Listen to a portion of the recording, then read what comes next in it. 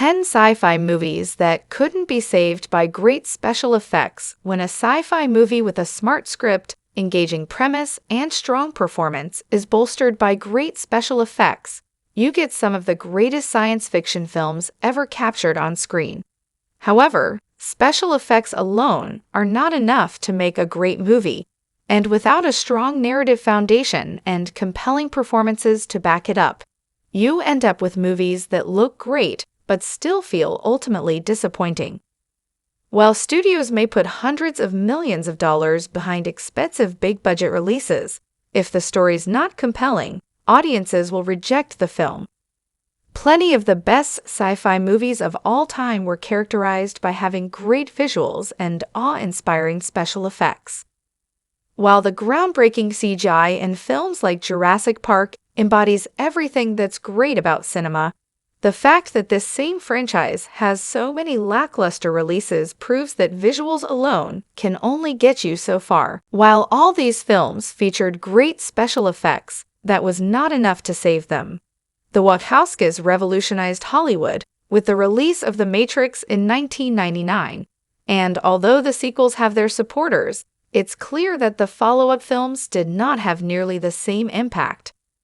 While there was philosophical depth to the continued story of Neo and the war between humanity and the machines, the series became increasingly convoluted as it continued, and the original trilogy ended with the lackluster The Matrix Revolutions. As a disappointing conclusion, The Matrix Revolutions was more interested in showing off its impressive special effects than in focusing on a compelling story or engaging character arcs. While it was still impressive to see how well the series perfected its use of CGI, bullet time, and its imaginative depiction of the real world outside the Matrix, the harsh truth was that we'd seen it all before, and this installment lacked the creative spark of the original. Expectations were sky high for the release of Valerian and the City of a Thousand Planets, as it was not only an adaptation of the acclaimed French comic book series, but also came from the man behind The Fifth Element, Luc Besson. As a director known for creating vast, richly imagined sci-fi worlds, it was so disappointing to see this movie fall flat on its face and squander its potential. With a weak cast, disappointing storytelling, and a haphazard plot, what could have been a hugely successful cinematic event was instead a devastating letdown. While there were plenty of impressive visuals and imaginative world-building in Valerian and the City of a Thousand Planets, Dane DeHaan felt totally miscast as Valerian and had zero chemistry with his supermodel co-star Cara Delevingne. The great special effects stopped this film from being a total disaster, but audiences were craving a character-driven adventure, and that was not what they got. Sadly, Valerian and the City of a Thousand Planets was yet another disappointment in the latter part of Besson's career, and viewers would be better off just rewatching The Fifth Element instead. From Grease to Pulp Fiction, John Travolta has had some incredible roles over the years, although Battlefield Earth was not one of them.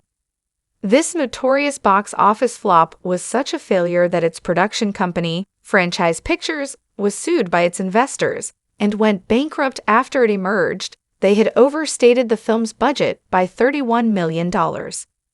As a passion project for Travolta, Battlefield Earth was an adaptation of a novel by the controversial Scientology founder L. Ron Hubbard.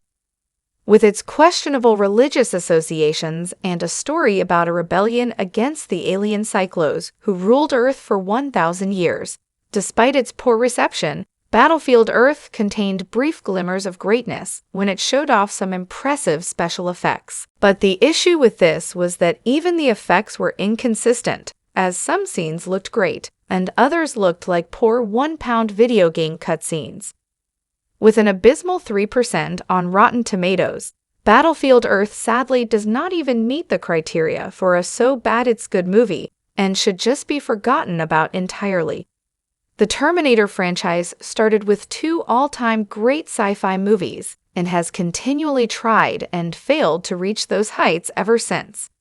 While releases like Terminator Salvation lacked the star power of Arnold Schwarzenegger, there was hope that the reboot sequel Terminator Genisys could right the wrongs of the past and recapture the appeal of this beloved franchise.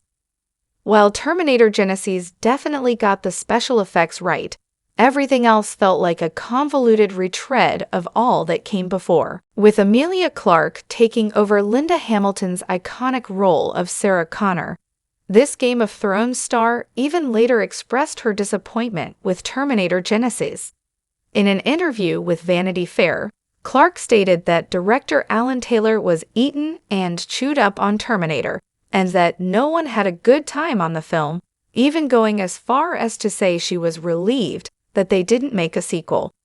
Instead, the franchise was retooled once again with Hamilton back as Sarah in the box office bomb Terminator: Dark Fate. Director M. Night Shyamalan has one of the most inconsistent careers in Hollywood, as his filmography includes truly iconic releases like The Sixth Sense and woefully misguided failures like Avatar: The Last Airbender. Among Shyamalan's most egregious disappointments was After Earth, the big-budget sci-fi starring Will Smith and his son Jaden set 1,000 years in the future after humanity has evacuated Earth for another planet due to an environmental catastrophe. While Will and Jaden's previous film Together, The Pursuit of Happiness, remains a beloved, uplifting biographical drama, After Earth did not have the same appeal and felt like a dull rehashing of the same uninspired ecological sci-fi themes we've seen countless times before. As a shockingly uninteresting movie, After Earth proves that good special effects will never make up for lackluster storytelling. The Friday the 13th franchise is an unusual example of a horror series straying ever further from its grounded origins into the realm of absolute absurdity. With the central villain Jason Voorhees slowly transforming into his supernatural foe, by the time Jason X had come around, he had turned into an immoral being who was still hunting his victims on board a spaceship in the year 2455. With a story that saw Jason cryogenically frozen, Jason X told a disappointing sci-fi horror tale that could not be saved by impressive special effects. With interesting visuals that made use of its outer space setting, Jason X can be enjoyed as a campy, over-the-top offshoot of this slasher franchise. However, the fact that Jason X strayed so far from the series' origins was an indication that this long-running slasher series had run out of steam. As the final Friday the 13th movie, excluding the spin-off Freddy vs. Jason and a disappointing remake, it seems like the creative forces behind the series might agree that there's nowhere else to go with this IP. Coming from Brad Bird, the director of The Incredibles, Tomorrowland had the potential to repeat the appeal of the Pirates of the Caribbean franchise and successfully adapt a Disneyland attraction for the big screen. However, this story about a genius inventor and a teenage science enthusiast entering an alternate dimension called Tomorrowland was an ambitious failure. While the visuals were truly spectacular, everything else about this sci-fi adventure felt disappointing and unmemorable. Although Tomorrowland conjured up futuristic imagery, the likes of which we'd never seen on screen before, the creativity of its visuals only served to compound the muddled nature of its story. There's passion behind this project, and Bird is clearly trying to imbue this world with a hopeful sense of optimism, but it was tonally uneven and felt too complex for kids yet too juvenile for adults. Sadly, Tomorrowland had a lot of competition in 2015, as viewers were more interested in movies like Avengers, Age of Ultron, Mad Max, Fury Road, and Jurassic World, and the movie flopped. The groundbreaking power of Steven Spielberg's Jurassic Park was both a blessing and a curse for this dinosaur-centric franchise. On the one hand, the awe-inspiring power of seeing realistic CGI dinosaurs on screen for the first time meant that viewers will always hold a special place in their hearts for this sci-fi adventure series. However, this audience appreciation also means that there was no stopping the sequels from coming, and the first non-Spielberg release, Jurassic Park AOE, was a dino-sized disappointment. With a weak story and poor character development, it felt like Jurassic Park IO was content to let the special effects stand on their own. But this movie was always going to be let down without a compelling narrative. With a story about a couple trying to find their missing son on Isla Sorna, Jurassic Park IO offered nothing new to the franchise and served as a strong indicator that it was time to let the series go extinct. The fact that the franchise remained dormant for the next 14 years until the release of Jurassic World proves this. It's always a gamble when a director agrees to remake an undisputed classic, and that risk did not pay off for Tim Burton's Planet of the Apes. This 2001 reimagining of the Charlton Heston classic adaptation of Pierre Boulez's satirical sci-fi story had incredible special effects for its time, yet its confusing narrative and unusual creative choices meant it's been mostly forgotten and is now considered a weird offshoot that's best ignored entirely. Despite incredible prosthetics and a stacked cast including Mark Wahlberg, Helena Bonham Carter, and Paul Giamatti, most critics were left unimpressed, and it was striking just how inferior this was to the original 1968 movie. Even Tim Roth, who played Thade in the film, couldn't hold back on voicing his problems with Burton's Planet of the Apes, stating, "I cannot explain that ending. I have seen it twice, and I don't understand anything." On paper, Jupiter Ascending looked like a surefire hit, as this space opera story being described as a mix between Star Wars and The Matrix felt like it had major franchise potential.